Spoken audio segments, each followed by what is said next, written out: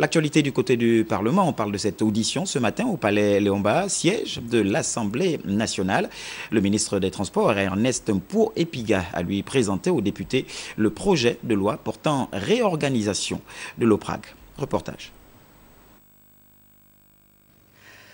Face à la présidente de la Commission de la planification et de l'aménagement du territoire, Marie-Madeleine Ningonanda et ses collègues, le ministre en charge des Transports a mis en évidence le mode d'administration de l'OPRAG, l'Office des ports et rades du Gabon, créé en 1974 en vue de la gestion commerciale et l'exploitation des ports gabonais, entre autres, présentant au fil du temps des limites. Afin de redynamiser ce secteur, le gouvernement a engagé une réforme stratégique se traduisant par l'adoption de la loi numéro 21/2005 du 10 janvier 2006 portant loi d'orientation de la stratégie de développement économique et social en République gabonaise.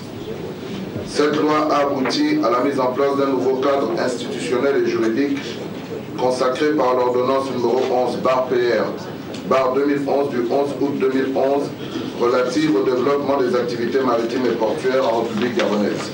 Le présent projet de loi vise la réorganisation de l'OPRAG autour des missions orientées vers l'aménagement, le financement et la régulation de l'administration des ports gabonais. Laquelle réorganisation porte non seulement sur la redéfinition de ces missions, la révision des statuts, mais aussi sur le renforcement de ces structures. Ce projet de texte, conforme aux meilleures pratiques en matière de gestion portuaire, prévoit entre autres la séparation des fonctions commerciales de celles d'autorité portuaire et l'introduction du principe de la concurrence conformément aux prescriptions de la loi du 10 janvier 2006 précitée. Dans le cadre de cette nouvelle organisation, l'OPRAG assurera les missions d'essence purement régaliennes, notamment l'exercice de la police des ports, la régulation et la délivrance des autorisations nécessaires à l'exercice des activités portuaires et des professions maritimes qui y sont liées.